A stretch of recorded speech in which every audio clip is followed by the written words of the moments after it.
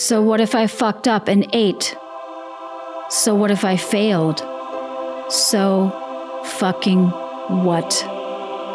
All I have to do is shove my fingers down my throat and watch my mistake be undone.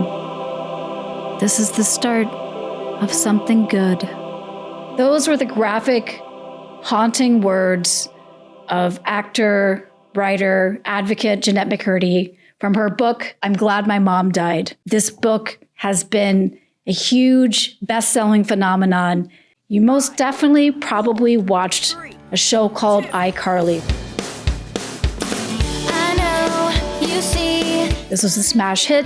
Jennette McCurdy played a big role in it. She was a fan favorite, comic relief, but behind the laughter, there were some tears. We're going to explore Jennette McCurdy's tragic upbringing through the lens of her very traumatic relationship with the creator of iCarly and with Nickelodeon in general, her tormented relationship with her mom, and also we're going to go into some pretty troubling details about her disordered eating, some of her addiction. But as always, we're going to end on a hopeful note, the note of recovery. She definitely went to hell and clawed her way out of it. So let's dive right in. Welcome to Bookwise from bookclub.com. I'm your host, Britt Brewer, aka Dr. Books. So we're going to jump right in through the first lens, and that is going to be Jennette McCurdy and her relationship to the creator of iCarly and to Nickelodeon. Just some highlights from this. In this book, McCurdy refers to the creator of iCarly, Dan Schneider, and here are some things that allegedly the creator did. The creator pressured her to drink alcohol when she was 18, she alleged, telling her that it was fine that the kids on the show Victorious got drunk together all the time. And the iCarly kids, they need a little bit of edge.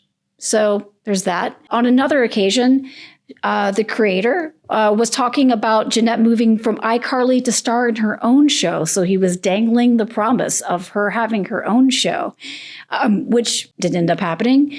But Jennette remembered that he started massaging her shoulders and saying, and she wanted to tell him to stop, but she was scared of offending him because apparently Schneider, or the creator, had a terrible reputation as someone who was vindictive, who had a very bad temper, but also he was clearly lording over the promise of her own show. And for child actors, aging out of fame is something that they are terrified of. Also, Jennette said to the New York Times just about growing up as an adolescent child star, my whole childhood and adolescence were very exploited. There were cases where people had the best intentions and maybe didn't know what they were doing. And also cases when they did, they knew exactly what they were doing. Man, she had her fill of trauma with Nickelodeon, with the creator, but that ain't nothing compared to what she went through with her mom. And her mom definitely deserves to be top billing because boy, was she a piece of work. Her mom was a hoarder, a narcissist. She also battled eating disorders, and she taught her daughter to adapt her own unhealthy eating habits and her bad relationship to food and her body at the tender age of 11 for Jennette.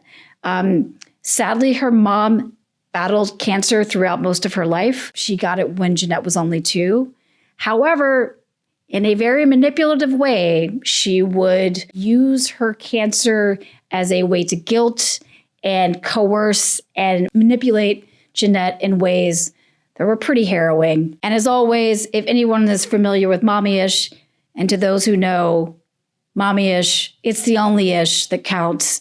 Daddy-ish, get out of here with that. Get out of here with daddy-ish. Daddy-ish is for confident people. Mommy-ish is for the truly, truly messed up, not talking about myself, but yes, I am. So her mom, she wanted Jennette to live the life that she didn't get to. And we all know that if the parent has an unlived life and they want that for the kid, boy, do they project, and not in a good way. So Jennette claims she was forced into the life that her mom, Deborah, wished she could have had. She recalls her mom asking, "You want to be mommy's little actress?" And at that point, Jennette said she felt like she had no choice. Here are some of the haunting, upsetting tidbits from Deborah's relationship with Jennette.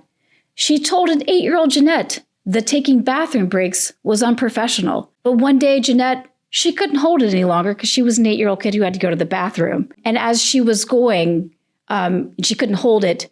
She tearfully apologized to her mother, her mother insisted on wiping Jennette's behind for her because she did not trust Jennette to wipe her own behind properly. Okay, Jennette also wrote that she dreaded taking showers. And why? Because at 12, her mom was still showering her. Deborah would give Jennette what she called a breast and front butt exam.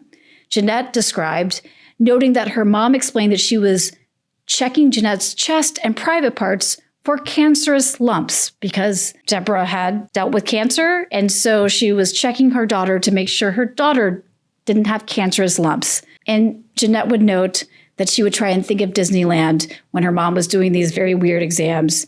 And it was a huge wave of relief when her mom would be done with them. So there's more. But those are just a couple of haunting examples of the coercive and abusive control of Deborah, Jennette McCurdy's mom. So here's the last part. And again, probably a trigger warning. If you don't want to hear about eating disorders, stop, get up, don't watch it, fast forward it. So when Jennette first got her period, she wrote that her response was to resume her anorexic behaviors because she did not want her body to start doing adult things. And as Jennette recalls, for her mom, for Deborah, the only thing worse than a cancer diagnosis is a growing up diagnosis. So she wanted to appease her mom by looking younger. So why? Well, when you are a kid and you're cute, you're seen as more bankable, more of a cash cow. But also, at this point, it's all just about this very, very messed up controlling relationship. And, Jennette lived to make her mom happy. She turned to calorie restriction per her mother's suggestion.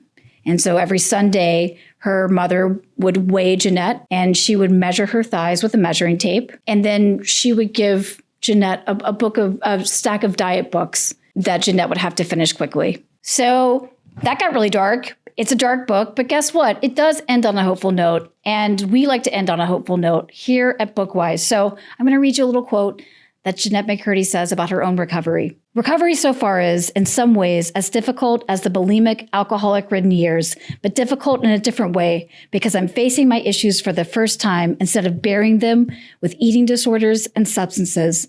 I'm processing not only the grief of my mom's death, but the grief of a childhood, adolescence, and young adulthood that I feel I had never truly been able to live for myself. It's difficult, but it's the kind of difficult I have pride in. So, yeah, there you go.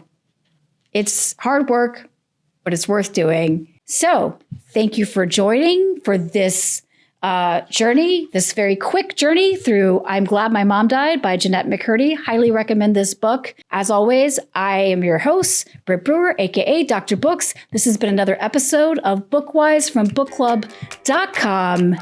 Thank you, and as always, happy reading.